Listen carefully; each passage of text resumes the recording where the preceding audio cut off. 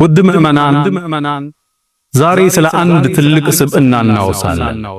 ቁርአን ውስጥ ታሪኩ ስለተጠቀሰ የዓለምን ምስራቁንም ምዕራቡንም ዙሮ ፍትህንና ተውሂድን አላህን ስላስተዋወቀ ከተሞችን ስለከፈተ ኃያል ንጉሥ እናወራለን።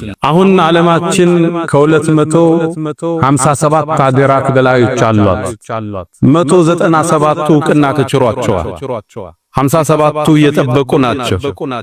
እሱ ግን የምስራቁም የምዕራቡም የሰሜኑም የደቡብም ንጉሥ የነበረ ምድርን የዞረ በምድር የሁሉም አቅጣጫ የተንቀሳቀሰ ዕውቀትና ጥበብ የተሰጠው የተለየ የአመራር ብቃትን የተቸረ ታላቅ ንጉሥ፣ ጥበበኛ ንጉሥ፣ ክንደብርቱ ንጉሥ፣ አዋቂ ንጉሥ፣ አላህ ያከበረው ያላቀው የአላህ ባሪያ ዙል ቀርነይን ስለሱ እናወሳለን።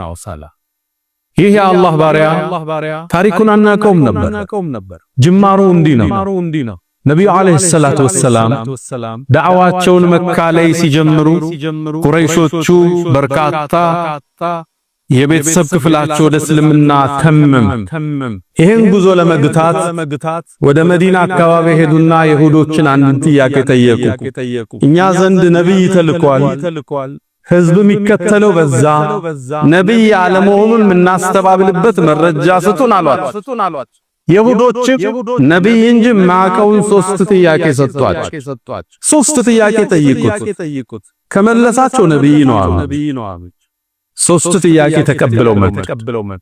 የመጀመሪያው ጥያቄ አነፈሪል ስለተሆኑ ጭፍሮች ጠይቁት። ከክፍለ ዘመናት በፊት ከቤታቸው ወጥተው ስለተሰወሩ። ሁለተኛ አረጁልን ጠዋፍ ምድርን ቀኟንም ግራዋንም ስለዞራት ንጉሥ ጠይቁት። ሶስተኛው ስለ ሩህ ጠይቁት። 3ቱን ከመለሰ ነብይ ነው አሏቸው። ቁረይሾች ይህን ጥያቄ ይዘው መጡ። ነብዩ አለይሂ ሰላቱ ሰላም ዘንድ ተሰየሙ። አንተ መሐመድ 3 ጥያቄ እንጠይቀሃል፣ ከመለስ እስልምና እንቀበላለን። ነብዩ በጣም ደስ አላቸው። 3ቱን ጥያቄ አቀረቡላቸው። ነብዩ አለይሂ ሰላቱ ሰላም አሚኑን አላ ወህይ ያልተነገራቸውን አያወሩ። ጥያቄው ሲቀርብላቸው ነገ ኑልኝ ጅብሪል መልስ ሲያመጣ ሰጣችኋለሁ። እዚች ላይ ለመስለም እንዲሰርቡ ስለጓጉ ኢንሻአላህ ሚል ቃል አልተጠቀም። አላህ ይሄን ውሳኔ ወደሱ ባለማስጠጋታቸው እኛንም እሳቸውንም ማስተማር ፈለገ። ለአንድ ወር ሙሉ መልስ ዘጋላ። ጅብሪል ይመጣል፣ ስለ 3ቱ ጥያቄ ግን መልስ አይሰጥም። ቁረይሾች በጠዋት ይመጣሉ። ነገ ብለህን ነበር መልሶ ይታል። ቆይ ገና መልስ አልመጣልኝ። ቀናት ተቆጠሩ። መሐመድ ውሸታም ነው እያሉ ማስተጋባት ጀመሩ። ከወር በኋላ ጅብሪል መልስ ይዞ መጣ። ጅብሪል አላህ ወረድ ካላለው አይወርድ። አንዳንዴ ሲቀርባቸው ነብዩ ናፍቆት ነበር። አንዴ ሲመጣ ጠየቁት፣ ያ ጅብሪል ለምን ነው ቶልቶሎ ማትጎበኘን አሉት። አንድ መልስ ሰጣቸው፣ ወማ ነተነዘሉ ኢላ ቢአምሪ ረቢክ የዓለማቱ ጌታ ካላዘዘን እኮ አንወርድም ያ መሐመድ አለ። ለአንድ ወር መልስ፣ ከወር በኋላ መልስ መጣ። ታሪኩን አላህ ቁርአን ላይ እንዲጀመረው ወየስአሉነከ አን ذል ቀርነይን አንተ መሐመድ ስለ ذል ቀርነይን ይጠይቁሃል። መልሱን ይሁን ልንገራቸው። ሰአትሉ ዓለይኩም ሚንሁ ዚክራ ذل ቀርነይን ምድርን 500 ዓመት ላይ ተጓዘ። 500 ዓመት ከማ ይقول ابن عباس رضي الله عنهما ስለ ذل ቀርነይን ይጠይቁሃል። ከሱ ትንሽ ነግራችኋለሁ በላቸው። ሚንሁ ዚክራ ቀበሱ ሚንሁ ቆንጠር አርገን ትንሽ ነግራችኋለሁ በላቸው። ذل ቀርነይን ለምን ተሰየመ?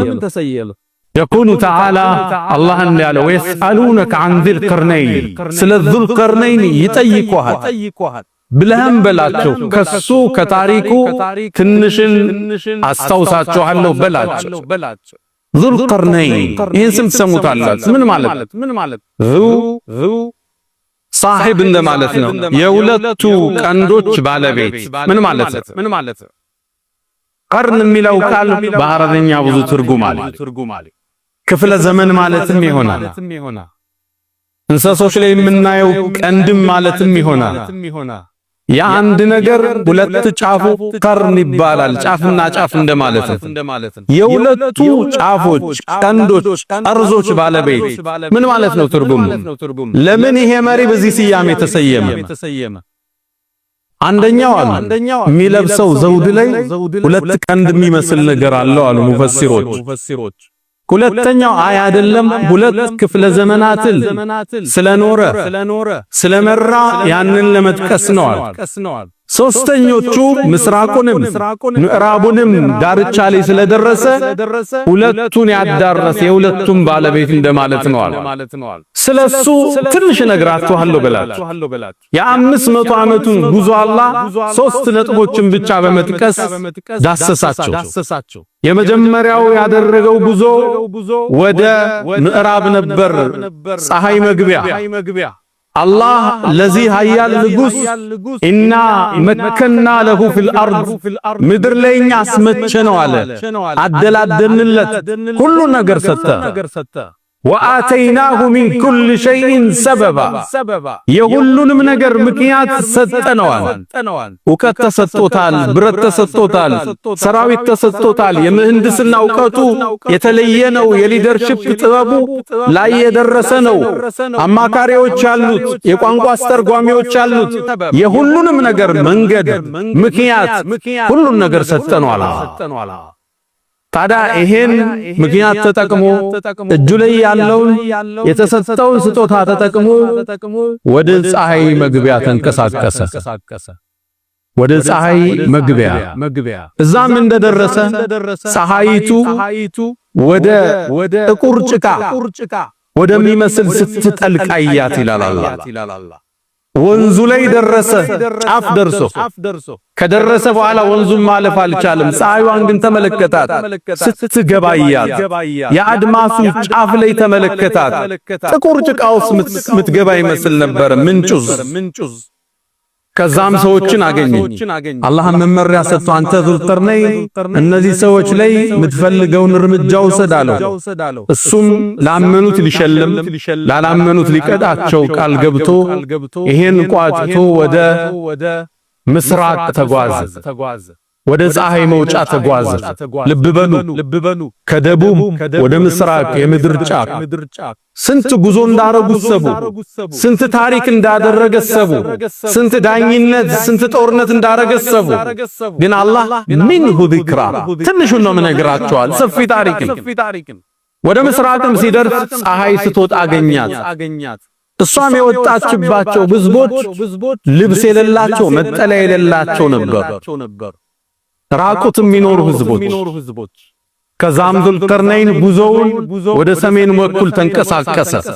ወደ ቱርክ፣ ወደ አዘርባይጃን፣ ወደ አርሜኒያ አካባቢ ተንቀሳቀሰ። እዛም አካባቢ ሲደርስ ሰዎችን አገኘ። ላ የካዱነ የፍቀሁነ ቀውላ ንግግርን የማይችሉ ቋንቋ ማያውቁ የበረሃ ሰዎችን አገኘ። በተራሮቹ መሃል የሚኖሩ ሰዎችን አገኘ። ቋንቋ አይችልም፣ ብዙ አስተርጓሚዎች አሉ። የሆነ ነገር ግን ሊነግሩት እንደፈለገ አቋን በአስተርጓሚ ጠየቃቸው። ምንድነው ፍላጎታችሁ? ኢብኑ አባስ ቱርጁማኑል ቁርአን የነቢዩ አጎት ልጅ ምን ይላሉ? 70 አስተርጓሚ ደርሷል ይላሉ። በሱና በነሱ መሃል ልብ በሉ። ከእንግሊዘኛ ወደ ፈረንሳይኛ፣ ከፈረንሳይኛ ወደ ኦሮምኛ፣ ከኦሮምኛ ወደ አማርኛ፣ ከአማርኛ ወደ 70 አስተርጓሚ ተሸጋግሮ መልእክታቸው ይደርሰዋል። ቃሉ ያ ዙልቀርነይን አንተ ዙልቀርነይን ሆይ የእጁጅና መእጁጅ የሚባሉ ምድርን ቢበክሉ ሰዎች አሉ። በእነዚህ ሁለት ተራራዎች መሃል ነው የሚወጡት። እባክህን ግብር እንክፈልህና ተራራውን ዝጋልን አሉት። እነዛ የእጁጅ ወመእጁጅ የአደም ልጆች ዝርያ ናቸው። እኛ 1 እነሱ 9% ልዩነታችን፣ እኛ 10 እነሱ 90። ለወደፊትም ከምድር ውስጥ ይወጡና ምድር እንደሚሞሏት ታሪኩ ሰፊ ነው። ይወጡና ሰው ገለው ሰው በልተው አዝርዕቱን ቆርጠው ይመለሳሉ ወደ ተራሮች ውስጥ። እባክህ ዝጋልን አሉ። ግብር እንኳን አልቀበላችሁም ጌታ የሰጠኝ ልቅና ሌላ ጌታ የሰጠኝ ከፍታ ሌላ ነው ባይሆን እገዙኝ አላቸው። ብረትን ቆራርጠው አመጡ። ብረቱንም በሁለቱ ተራሮች መሃል አነጠፈ። በብረቶቹ መሃል እንጨት ያደርግ ነበር ለማቀጣጠል። ከዛም ንፉት አላቸው በሳት። እንጨቱ ሲከታተል ብረቶቹ ወደ ቀይ ተለወጡ። ያኔም የቀለጠ ነሐስ አምጡልኝ አላቸው። ላይሎይ ማፈሰሰበት። አላህ የሰጠው የምህንድስና ጥበብ ሌላ ነበር። የሚገርም የአርኪቴክት ጥበብ የነበረው ነበር ዙልቀርነይን። ያንን የእጁጅና መእጁጅ የሚወጡበት ግንብ አሳምሮ ዘጋው። ዝናብ ስላለ ያው የቆረጥኩ ነው ታሪኩን ማቀርበው ኢንሻአላህ። ዘጋባቸው ሙሉ ለሙ የእጁጅና መእጁጅ ይወጡ ሊሆን ጠበቃቸው። ከዛም ሞከሩት፣ ድምጽ ሰምተዋል የግንባታ። በተራሮቹ መሃል ሲወጡ ግዙፍ ከነሐስና ከብረት የተሰራ ግንብ ተራራውን ሞልቶታል። ወደ ላይ እንዳይወጡ ነሐሱ ያዳልጣቸዋል። እንዳይበሱት ጠንካራ ብረትን ወደ ጎን ሸነቆሩት። ፈመስጣኡ አን يظهروا على الله ከላይም ሊወጡት አልቻሉ። ወመስጣኡ ለሁ ነቅበን ሊበሱትም አልቻሉ። ፈመስጣኡ እዚህኛው ሊታል ዚያደቱል መብና ዚያደቱል መዓና መውጣት ነበር የሚከለው መብሳት ከባድ ነው አልቻሉም ይላል። ይህን ጸጋ ይህን ጥበቡን ይህን የምህንድስና ልቀቱን ሲያይ ራሱን አላኩራራም። ቃል ሃዛ ይህ የጌታዬ ችሮታ ጥበብ የሚሰጥ የእውቀት የሀብት የመግባባት የመወደድ ሰው ጋር መኖር ልጆች መኪና ሀብት ንብረት ይህ የጌታዬ ችሮታ እኛ ዘንድ ምን አቅምና ኃይል አለ? ዙልቀርነይንም አላህን አመሰገነ። የጌታዬም ቀጠሮ ሲመጣ ይሄን የምታዩትን የነሐስ ግንብ ደከን መሬት ጋር ያስተካክለዋል አላቸው። ዙልቀርነይን ምድርን የዞረ ምድርን የጠወፈ ፍትህን ያስፋፋ በደልን ከስሩ የቆረጠ ተውሂድን ያሰራጨ እስልምናን ያዳረሰ የአላህ ምርጥ ባሪያ አላ ፈስተግፊሩ ረበኩም ፈጡባ ሊልሙስተግፊሪን